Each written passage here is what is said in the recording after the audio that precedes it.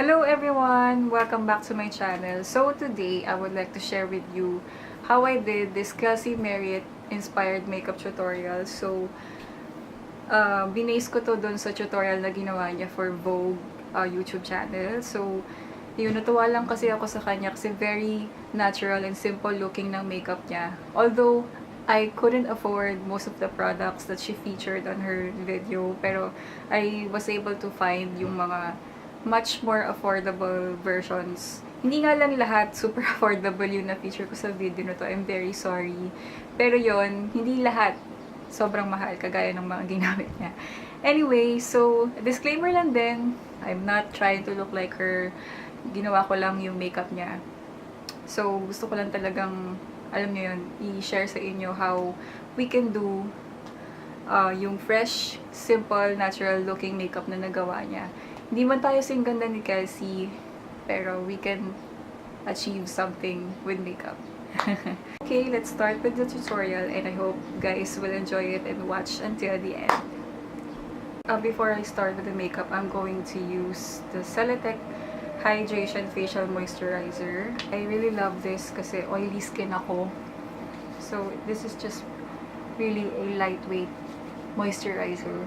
So now that I'm done with moisturizer, I'm now going in with the Rimmel Insta Flawless Perfecting Radiant Skin Tint. I have the shade Light Medium. It's not a foundation. Para lang siyang tinted something. So I'm just putting some on the back of my hand. Nabili ko nga pala to sa Shopee. So it's not available locally, pero mura lang siya. Parang nabili ko siya sa Bon March page na shop sa Shopee. So I'm just using my fingers to spread this all over my face. As you can see, it just provides, you know, a very light tint to the skin. Kasi napansin ko,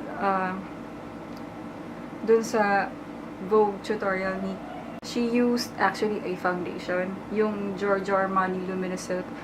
I actually have that, pero masyado kasing mahal yun. Parang I don't want to really share with you guys yung mga sobrang mamahalin na products. I mainly use that for events and some of my clients din.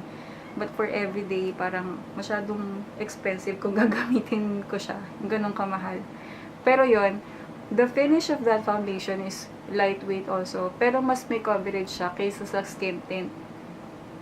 Napili ko tong skin tint kasi when Kelsey was applying the foundation, it still looked like her skin. And I think this is one of the ones that I have in my kit na makaka-achieve ng ganong klase ng finish. Yung skin light, yung parang wala lang. And it's much more affordable. Hindi nga lang siya available locally, but you can buy it sa mga online sellers. So, there is the skin tint on my face. As you can see, parang wala lang. So, next naman natin, concealer. So, I'm using the Tarte Shape Tape Concealer in light medium. This is actually a full coverage concealer. So, I'm going to really control the application. Sobrang konti lang. I have minimal dark circles right now. So, medyo kailangan ko siyang i-cover ng konti. Then, I'm gonna use my fingers to blend this.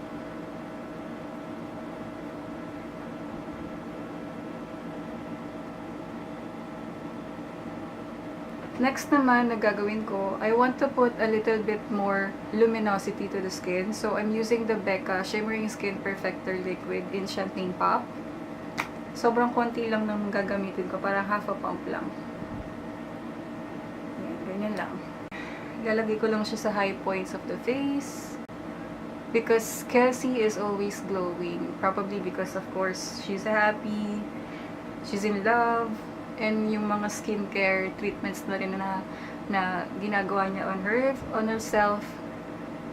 Syempre, high maintenance yung mga models. So, they achieve that really natural glowing skin. And since ordinary people like me don't really have that, so I can do that with makeup. For her brows, wala siyang ginamit na pencil or powder. She went straight to brow gel.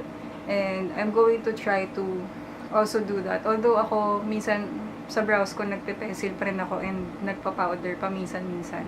Pero may times din na pag tinatamad ako, tinted brow gel na lang gamit ko. Ito nga pala ay Fashion 21.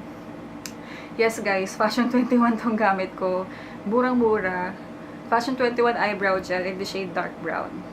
Nabura na yung marking niya kasi madalas ko itong ginagamit. And sobrang okay nito. Minsan hindi ko na nga talaga kailangan gumamit pa ng pencil or powder kasi may tint na to. And since meron naman akong kilay kahit papaano, so hindi ko na masyadong ini-effortan na dagdagan yung brows ko. Minsan ganyan lang okay na. Before we put on eyeshadow, isi-set ko muna yung face ko ng konting powder using the Maybelline Fit Me. So isi-set ko lang lightly yung part na nilagyan ko ng concealer. And sa areas na nag-oil up ako. Sa forehead, sa nose, at saka sa chin. So for eyes, ang gagamitin ko, itong e.l.f. Rose Gold Sunset Palette. Murang-mura lang din to. Sa Shopee ko lang siya nakuha. Isang shade lang yung gagamitin ko dito. Itong shade na to. So, Kelsey just used sa video niya single eyeshadow lang from Tom Ford. Again, I don't have that. Pero you can use any brown eyeshadow that you have. So, sabi niya, she concentrates the eyeshadow dito sa base, malapit sa base ng lashes. And that's really true. Lalo na sa mga,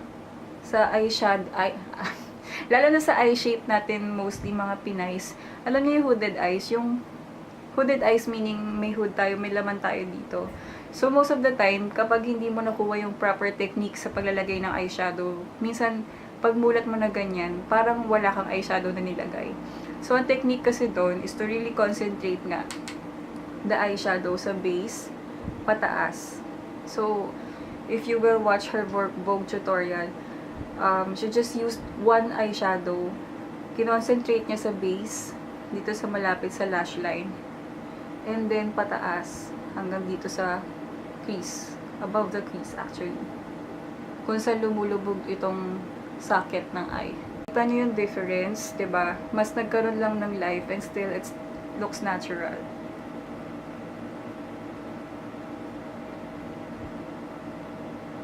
And then I'm going to do the same thing on the other side. So, for mascara, I'm using my local brand favorite mascara, yung Fashion 21 Double Up Mascara. So, sobrang love ko pa rin to hanggang ngayon.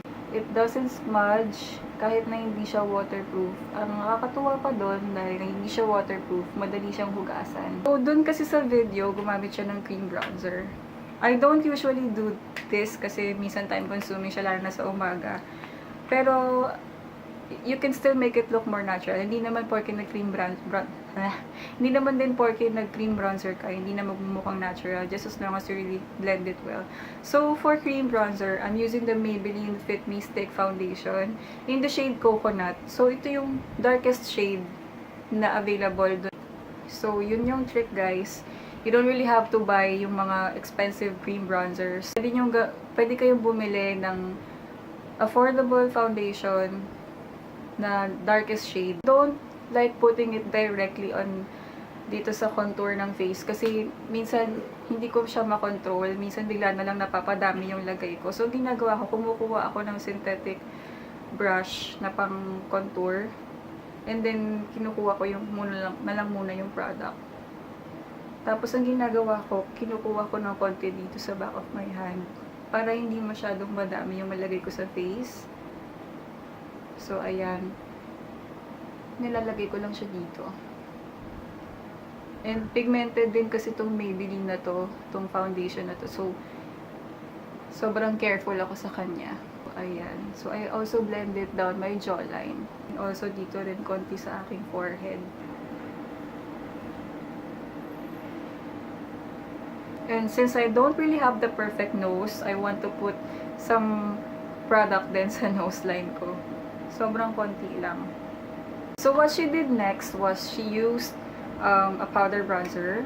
Actually, she used another Charlotte Tilbury, but I don't have that. So, I'm using na lang my Laura Mercier Candlelight Glow Perfecting Powder in shade 6. So, again, it's a powder, pero sobrang dark. So, I use this as bronzer. So, isiset ko lang yung cream bronzer na nilagay natin. And I'll also try to para blend it dito sa may gitna ng face ko. for that sun-kissed look. Kelsey really looks like, alam niyo yun, halata mong hindi siya pure Filipina, pero she's tan. Nakakatuwa. Ang ganda ng skin color niya talaga. So, no wonder talaga na nakapasok siya sa Victoria's Secret fashion show. She used just a light peachy blush, and for me, I'll use the Clinique Peach Pop Blush. Hindi din sobrang dami yung nilagay niya na blush. Parang very light and subtle lang din. Now, since I want that glow to really pop, I'm adding another highlighter. Itong Benefit What's Up. So, I have the travel size version. Ayan, ito siya. So, idadot ko lang siya dito sa high points of my face. Now, for the lips, I'm using first a lip liner. So, hindi siya gumamit ng lip liner sa video niya. Well, kasi ang ganda na ng lips niya eh. I have thin lips, as you can see. So, I would really need a lip liner. So, I'm using the Milani all natural lip liner. I'll try to overline lang a little para lang magmukhang fuller yung lips ko kasi nga ang thin talaga ng lips ko.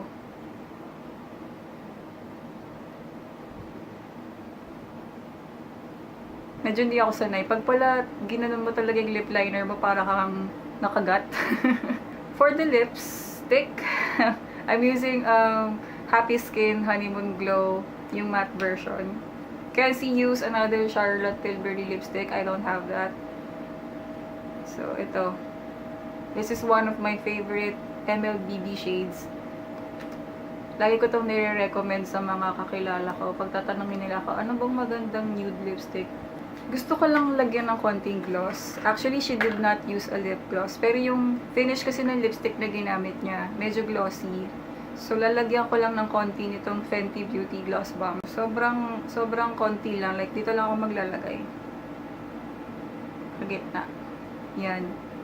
Kasi medyo satiny yung finish ng lipstick na ginamit niya. Since wala akong freckles and siya meron, gusto kong itry.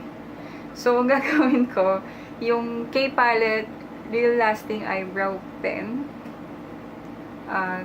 Lalagyan ko lang ng fake freckles yung aking pagmumukha. So, first time ko itong gagawin on cam. Nagawa ko na to off cam. Hindi ko alam kung bagay sa akin. Pero ito, I'll try it. So, yung freckles niya, hindi naman sobrang dami. Pero meron. So, ang freckles, normally sa mga nakikita ko sa mga model, mas madami silang freckles sa nose part. Yan, parang ganyan.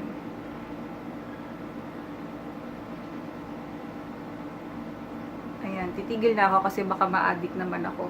Patuyuin lang natin ng konti. So, naalala ko, nang minsan umattend ako ng workshop ni Jelly Eugenio, yung makeup artist ni Nadine Lustre and ni Catriona Gray. So, minsan nagturo siya nung paano ginagawa yung faux freckles. So, sabi niya, once na malagay mo na yung fake freckles mo, make sure na iset mo siya with powder para daw mas magmukhang natural. Kasi it will look like it's under makeup. Parang ganun yung sinabi niya. So, gagawin ko, gagamitin ko ulit yung Maybelline Fit Me powder. Tapos, lightly, idadust ko lang over the fake freckles. Okay, guys. Yung hair naman niya, parang, alam mo yun, parang woke up like this lang. Wala siyang masyadong ginawa sa buhok niya. I have straight hair right now. And, ito, kaya ako siya binraid ng ganito para lang magkaroon ng mukhang kinurl. Pero actually, I doubt na magsiset siya. Kasi kanina ko lang ito ginawa. So, ang ginawa niya, binaban niya yung buhok niya para magmukhang volumized. So, medyo nagkaroon ng volume. Sobrang fine kasi ng hair ko ngayon. Masyadong pansinin. Okay. And then, ayan, mas nagkaroon na tayo ng konting volume. Pero mamaya, babagsak ulit yan. Alright, guys. So, ayan. This is my version of Kelsey Merritt-Inspired natural makeup look. So, ito yung ginawa niya sa Vogue makeup tutorial niya. So, Na-inspire lang akong gawin yon kasi, you know, we are so proud of her. She's naturally beautiful. Alam na nating lahat yon. But of course, we can do a little bit of makeup, so it wouldn't hurt to, alam yun, mag-ayos ng konti just to look fresh as Kelsey. So guys, this is the final look. I really hope you guys enjoyed it. Sana may tutunan kayo. And guys, disclaimer lang din, I'm not trying to look like Kelsey. Malayo, hindi kami magkamuka. Ang meron lang kami magkaparehas, parehas kaming Pinay. Yun lang. Kagaya natin. Pinay din siya. I hope you will like, comment, and subscribe to my channel if you haven't already. And I'll see you in my next one. Bye!